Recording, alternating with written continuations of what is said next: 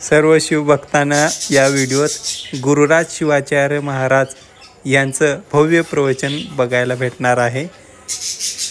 चॅनलला सबस्क्राईब करून ठेवा, लाईक करा, शेअर करा, कमेंट करायला विसरू नका नागेश्वर झुंगा या चॅनलला। जिथं आपुलकी आहे, जिथं विश्वास आहे, त्या ठिकाणी म्हणजे त्या धरतीला आम्ही व्हायला सुरुवात होतो। म्हणून शास्त्राला फार सुंदर सांगितलं, शास्त्रांग मरणिपातेना परिप्रश्ने नसे। अगोदर आम्हाला त्याच्यामध्ये उतरायचं असेल तर अगोदर आम्हाला शरण जावं, तसं आनंद भावनेनं शरण जावं। मग शरण कुणाला जावं प्रश्न आहे का? शरण कुणाला जावं? शरण जावं लागतं, कारण भक्तीची सगळ्यात मोठं जर काही असेल तर ते अनन्य भावनेनं शरण। अहंकाराचा त्याग, हा अहंकाराचा परित्याग। हे 7 दिवसाचा अखंड शिवनाम सप्ताह गेल्या 11 वर्ष झाले। 11 वर्ष झाले, 11वा वर्ष चालू आहे। 11वा वर्ष झालं सातत्यानं आम्ही करत आहोत। पण भगवंताच्या दारात जाण्याकरता आम्ही घरून निघालो, कसं निघता तुमचं सांगा, आम्ही आमचं कोण सांगतो। कसं निघता? सकाळी उठल्याबरोबर स्वच्छ स्नान करून वस्त्र परिधान करून, देवाला जाताना शिळी साडी घालून जात नाही, लग्नाला जाताना तेवढंच असं, बरोबर आहे का? देवाला जाताना आम्ही स्वच्छ धुतलेले वस्त्र स्वच्छ परिधान करतो। वस्त्र झाल्यानंतर पवित्र जल, शिळ पाणी सुद्धा घेत नाही, हातामध्ये तांब्या भरून ताज्या पाण्याचा घेतो, बोर लावून घेतो, आमच्याकडे नसलं तर दुसरीकडून आणून घेतो। घेतल्यानंतर घरातून निघत असताना चपला घालून निघतो का? हा, निघत का? चपलाचा परित्याग होतो। स्नो पावडर लावून निघतं का? स्नो पावडर लावून निघत नाही, त्याचा परित्याग होतो। आणि ज्या वेळेला आम्ही मंदिरामध्ये येतो आणि मंदिरामध्ये आल्याबरोबर चौकटीत उभा टाकल्याबरोबर पहिलं काही जर करत असेल त्याचा चौकटीला प्रणाम करतो वाकून, कारण आम्ही अहंकाराचा परित्याग केला।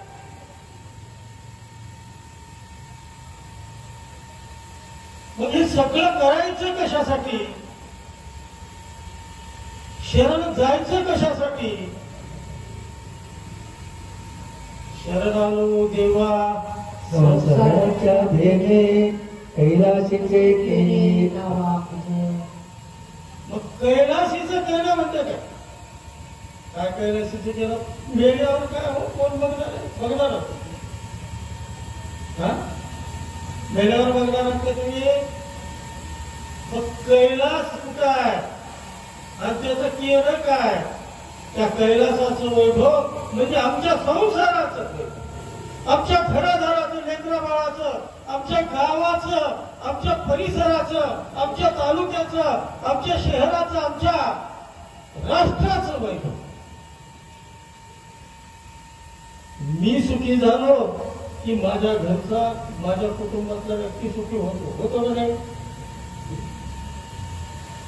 नाहीतर एका सासूला महादेव प्रसन्न झाला, व्हॉट्सअपला बघतो मी बोलत असतो, महादेव प्रसन्न झाला, तुम्ही सांगितलं सोना देवाने सांगितलं माग काय पाहिजे तुला ते मागून घे। पण एक आठ घातली महादेवानी, एक आठ घातली, तुला जेवढं मिळेल तेवढं त्याच्या 10 पट तुझ्या सासूला। आता कसं करा? बघितलं का नाही तुम्ही सगळं? हा, सांगायची गरज नाही।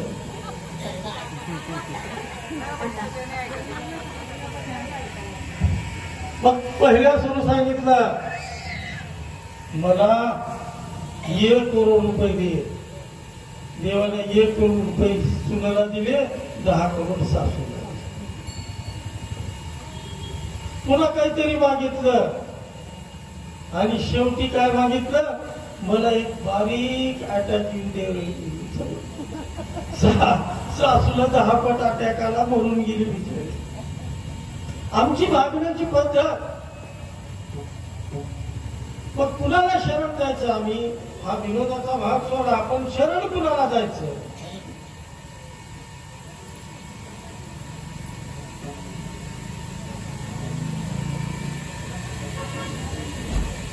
मग शरण जायचं कुणाला? तर भगवंताला शरण. देव संग तातारी, देव संग तातारी,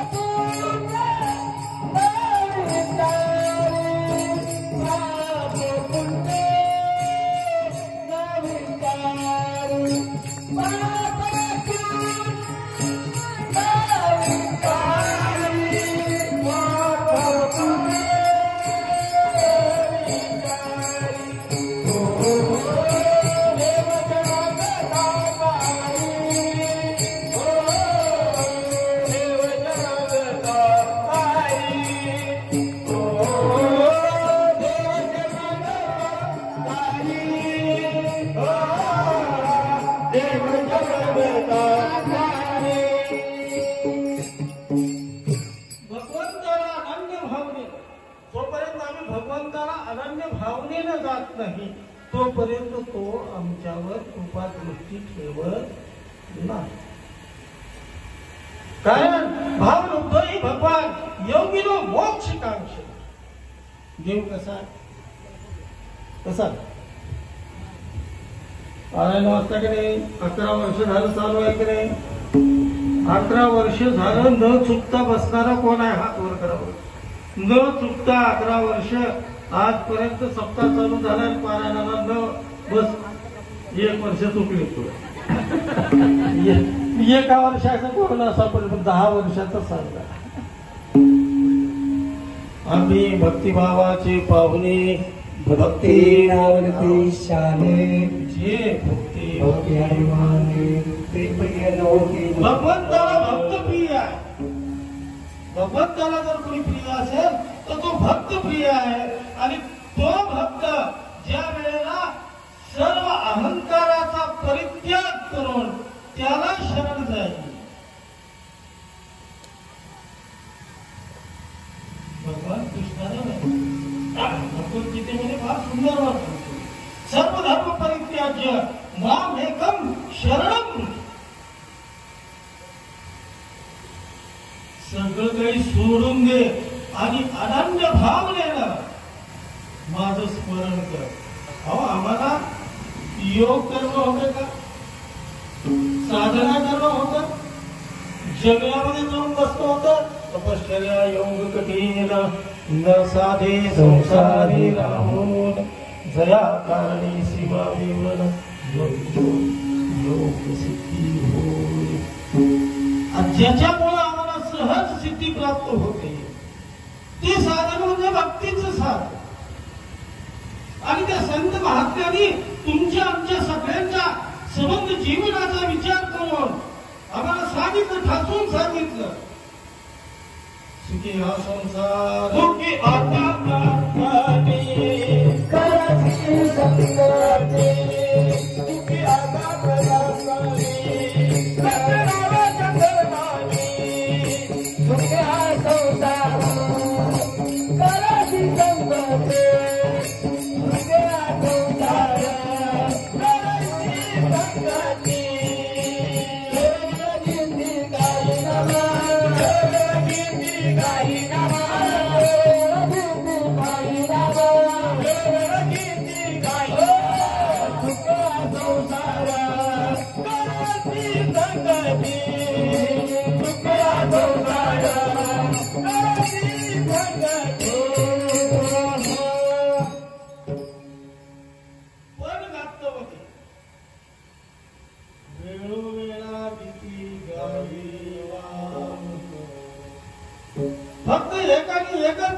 होतं ते म्हणजे वेळोवेळा घेतली.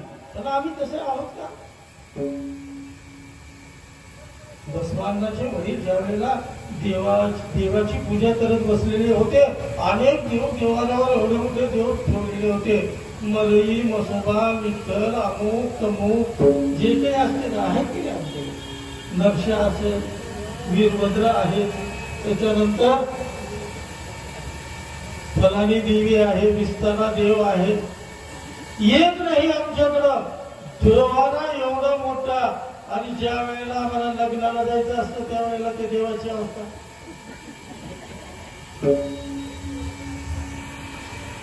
त्यांना देव धू म्हणले तर धू नाही गेले. देवाला स्नान घालायचं विसरतो आम्ही, धुवायची वेळ. बसवांनी फार सुंदर उदाहरण दिलं. जा पाणी आहे म्हणून सांगितल्यानंतर खोटं खदायला सुरुवात केली. एक खदला हातभर खदला सोडून दिला, दुसरा खदायला सुरुवात केली, हातभर खदला सोडून दिला, तिसरा खदायला सोडून तिने म्हणजे काय काय करणार नाही. मी काय सांगतो, तुमचं आमचं शरण झालं. पैशाची कमी पडली की महालक्ष्मीची ओळख चालू. बरोबर आहे. फक्त काय कमी पडलं की पैसे कमी पडले की लक्ष्मीचं व्रत. आरोग्य खराब झालं की महाकाल भगवान शिवाचं व्रत. साडेसाती आहे म्हणून महाराजांना सांगितलं की मारुतीच्या मागीचं. बरोबर आहे की नाही? अशा अनंत प्रकारच्या वेगवेगळ्या भावना आमच्या अंतःकरणामध्ये आमच्या स्वार्थाप्रमाणे निर्माण. संत महात्म्यांनी एक आणि एकच मार्ग स्वीकारला आणि त्या मार्गाला स्वीकारून त्या मार्गाच्या दिशेला त्यांनी त्यांचं सर्वांना जीवन घातलं.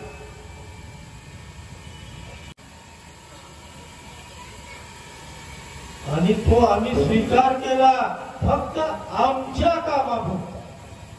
कोणाच्या? आमच्या कामापुरता. भक्तिस्थळावर असं संध्याकाळची वेळ बसलो.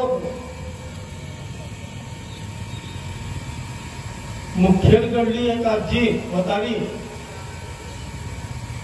7:30चे वेळ होता. 7:30 वाजता अंधार थोडा पडला होता. लाईटी लावण्याकरता मी बाहेर आलो. लाईटचं बटन दाबल्याबरोबर आजी चमकल्याबरोबर बोलून घेतली. कुठून आलात? ते सांगितले अमुक गावची आहे. बर कस काय आलात? म्हणल्याबरोबर रडायला सुरू केलं. हळूच बंगईवर बसलो. बसल्यानंतर बसा म्हणून सांगितलं. माणसाला बोललं पाणी द्या प्यायला. काय अडचण आहे? काही अडचण नाही म्हणले. मला माझ्या मुलानं आणि सुनेनं मला घरातून हाकालून दिले. काय केलं? माझं पोराला सुनेनं घरातून हाकालून दिले. असं कसं झालं? काय सांगा म्हणले? 15 एकर जमीन आहे, बंगला आहे मोठा, 10-20 कोटी रुपयाची प्रॉपर्टी आहे.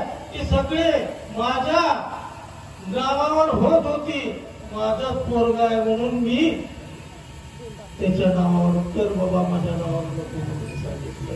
त्यानं करून घेतला. काही दिवस असे कसे गेले आणि मला काढून टाकलं. पण ठीक आहे, काय हरकत नाही, आराम करा.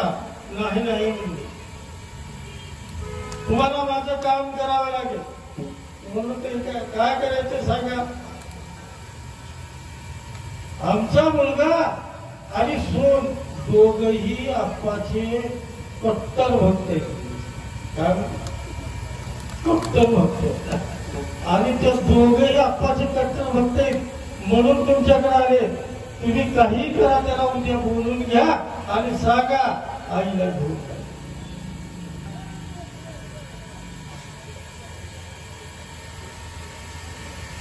2 मिनिट शांत बसलो. विचार केला. ज्या माऊलीनं आपल्या लेकराच्या नावावर 15 कोटी रुपयाची प्रॉपर्टी केली, त्या माऊलीचं त्यानं ऐकत नाही.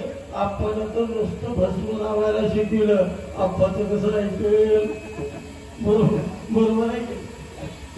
पैसे देणाऱ्याच जाईल. ते सांगितलं काही हरकत नाही, मी सकाळी प्रयत्न करेन, पण ऐकल असं वाटत नाही. ऐकणं गेलं तर काही नाही. म्हणजे मी माझं सगळं आयुष्य आप्पाच्या चरणावर घालीन, या ठिकाणी राहील, काही हरकत नाही. अन्नछत्र चालू आहे, अन्नछत्रामध्ये 2 टाइम जेवण करा आणि जेवण झाल्यानंतर आराम करा. नाही बाळ, आप्पा तू फुकट कसं खाऊ? तुमचं सांगतो बरं का, माझं नाही. तर ठीक आहे, काही हरकत नाही. जमलं सकाळी सकाळी उठा, स्नान पूजा झाल्याबरोबर समाधीचा ओटा तेवढा झाडून काढा. एवढंच काम करा, बाकी काही करू नका. आणि एवढी सेवा झाल्यानंतर आरामात 2 टाइम जेवण करून आराम करा. केले असते बाहेर, पण मला वाकायला येत नाही, माझी कंबर खराब होत. ठीक आहे, काही करू नका. कसं कसं जमतंय, मताचं फुकट कसं खावं? शेवटी कंटाळून सांगितलं काही करू नका. शिवपाठ सकाळी एकदा आपल्याला आवडत होता कधी शिवपाठ? सकाळी एकदा आणि संध्याकाळी एकदा शिवपाठाचं पुस्तक घ्या, समाधीच्या बाजूला बसा, तुमच्या मनात म्हणा, पण तेवढंच करा, बाकी काही करू नका. ठीक आहे म्हणली. आणि हळूच विचारलं, सगळ्यांना सगळे आपण लोक जावं लागतील की एखादं म्हणलं तर भागते?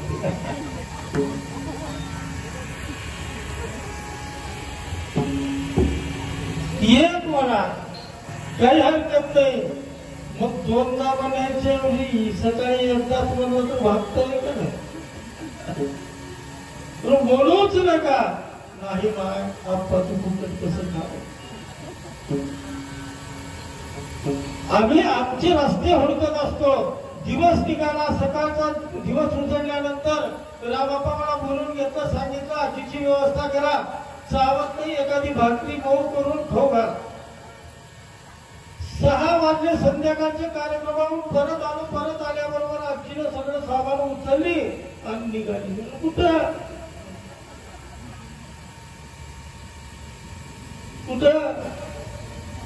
माय त्याला सोडून जमतंय का? म्हणजे आमचं जे वैराग्य आहे ते आमचं वैराग्य आमच्या कामापुरतं वैराग्य. संत महात्म्याने शरण गेले, ज्या वेळेला शरण गेले त्या वेळेला परतून आले. आपल्या मनाचा